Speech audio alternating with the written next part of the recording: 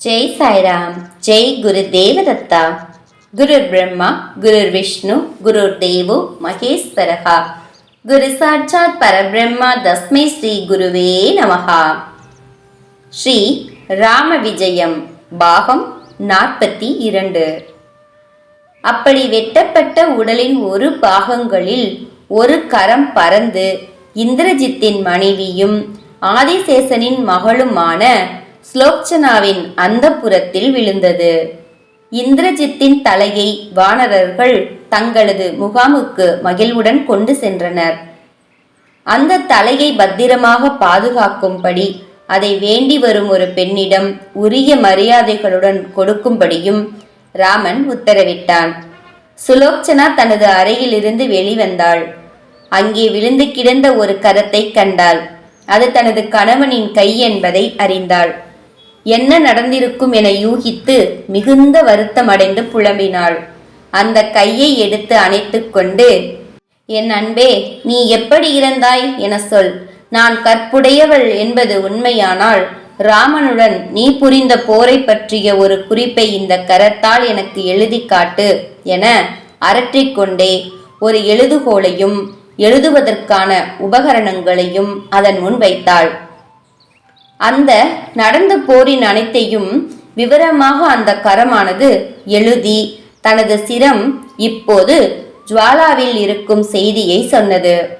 அதை படித்த சுலோச்சனா மிகவும் வருத்தமுற்று அழுது அந்த கரத்தை ராவணனிடம் கொண்டு சென்றாள். வெட்டுண்ட தனது மகனின் கரத்தையும் நடந்த விவரங்களையும் அறிந்த ராவணன் மயக்கமடைந்தான். மண்டோதரி வந்து தன் மகனின் மரண செய்தியை கேட்டு அழுது புலம்பினாள். நான் இப்போதே எனது கணவனுடன் உடன்கட்டை ஏறப்போகிறேன். அந்த குரங்குகளிடம் இருந்து எனது கணவனின் தலையை வாங்கி வருமாறு உங்களை கேட்டுக்கொள்கிறேன் என வேண்டினாள். தனது மருமகளின் இந்த வேண்டுகோளை கேட்ட ராவணன் மிகவும் வருத்தமுற்றான். அதே சமயம் வானரர்கள் மீது பெருத்த சினமுற்றான். மருமகளை பார்த்து, என் மகளே, அந்த தலையை நான் கொண்டு வந்து தருகிறேன். அதை பற்றி கவலைப்படாதே. இப்போதே நான் ராமனுடன் போருக்கு செல்வேன். அவனை கொன்றளிக்காமல் திரும்ப மாட்டேன் என சூளுரைத்து போருக்கான ஆயுதங்களை செய்யுமாறு தனது வீரர்களுக்கு கட்டளையிட்டான். அப்போது மண்டோதரி ஸ்லோச்சனையிடம், ராமனுடன் போரிட தேவையில்லை. நீ மட்டும் தனியே சென்று அவனிடம் கேட்டால் அவன் உனக்கு என் மகனின் தலையை தந்து விடுவான். அவன் மிகவும் கருணையுள்ளவன் என சொன்னாள். அந்த அபலை பெண் அங்கே தனியே சென்றால் அவளுக்கு என்ன பாதுகாப்பு என ராவணன் கேட்க, ராமனின் சேனையில் இருக்கும் ஒரு குரங்கு கூட அடுத்தவன் மனைவியை தொடக்கூட நினைக்காது என வெறுப்புடன் சொல்ல, ராவணன் அந்த வார்த்தைகளை கேட்டு அவமானத்தால் தனது முகத்தை கைகளால் மூடிக்கொண்டு சுலோச்சனையை ராமனிடம் செல்ல அனுமதித்தான். சுலோச்சனா தனியாளாக வானரர்கள் முகாமுக்கு செல்ல அவர்கள் ராமனிடம் அவளை அழைத்து சென்றனர். அரச குமாரனிடம், நான் இந்திரஜித்தின் மனைவி.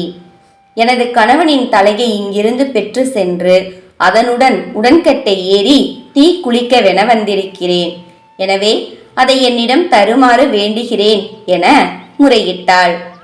அந்த தலை உன் கணவனுடையதுதான் என உனக்கு எப்படி தெரியும் என வானரர் வினவினர். நிகும்லவியில் நடந்தவற்றை அவள் விவரிக்க அதை கேட்ட வானரங்கள், நீ சொல்வதை எங்களால் நம்ப முடியாது. ஒரு உயிரற்ற கரம் உனக்கு எழுதி காண்பித்தது என்பது கொஞ்சம் கூட நம்பத்தகாதது. இதோ நீ கேட்ட, நீ சொல்கின்ற உனது கணவனின் சிரம். உன்னால் முடிந்தால் அதை சிரிக்க செய். அப்போதுதான் நாங்கள் நம்புவோம் என்றனர். அவர்கள் சொன்னதை கேட்டு மிகவும் மனம் வருந்திய அவள் அழுது, என் உயிர் கணவனே, நான் இப்போது மிகுந்த சங்கடத்தில் இருக்கிறேன். இந்த குரங்குகள் எனது கற்பை சோதிக்க நினைக்கின்றனர்.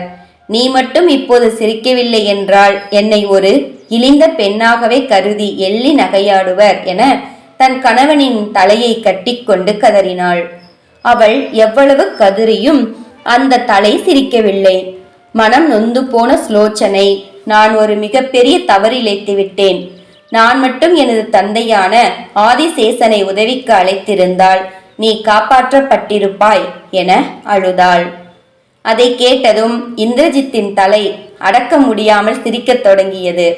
இதென்ன அதிசயம்!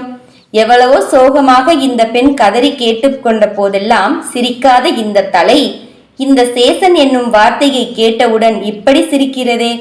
இந்த வார்த்தைகளில் என்ன ரகசியம் இருக்கிறது என வானரர்கள் வியந்தனர். ஸ்லோச்சனை ஆதிசேஷனின் மகள். லக்ஷ்மணனோ ஆதிசேஷனின் அவதாரம். மாமனை மருமகனை கொன்றிருந்தும் அவன் காப்பாற்றி இருப்பான் என இவள் சொன்னதும் அந்த தலையால் தனது சிரிப்பை அடக்க முடியவில்லை என ராமன் அவர்களுக்கு விளக்கினான். வானரர்களிடம் இந்த விளக்கத்தை ராமன் சொன்னதை கேட்ட லக்ஷ்மணன் தனது மருமகனை தானே கொன்றுவிட்டோமே என மிகவும் வருந்தினான்.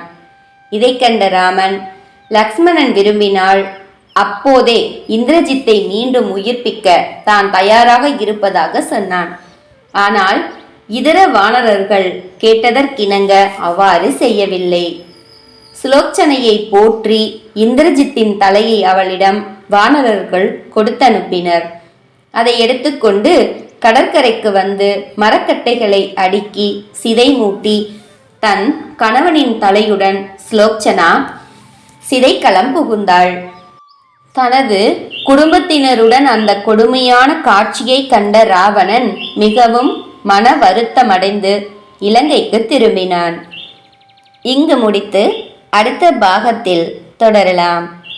ஜெய் சாய்ராம். ஜெய் குரு தேவதத்தா. ஜெய் ஸ்ரீராம்.